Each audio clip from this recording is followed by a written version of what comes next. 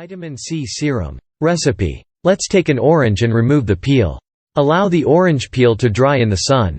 In a bowl, combine peels of dried oranges.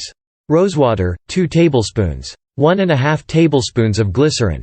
3 capsules containing vitamin E. Allow to sit for 6 hours at room temperature after mixing well.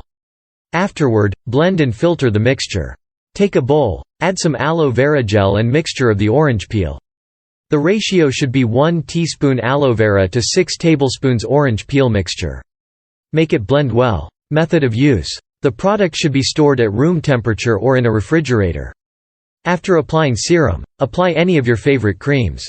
Second recipe. Take 2 fresh oranges and grate them, skin only, add 6 teaspoons of mineral water in it and mix thoroughly. Strain the juice mixture without squeezing with a spoon. Then add 1 teaspoon glycerin into it. Mix thoroughly and put it in a dark bottle and store in the refrigerator. Method of use. Apply indoors, not in the sun. Storage. Store in a dark and airtight bottle in a refrigerator. You can use this serum for 1 week. Preferably apply at night after washing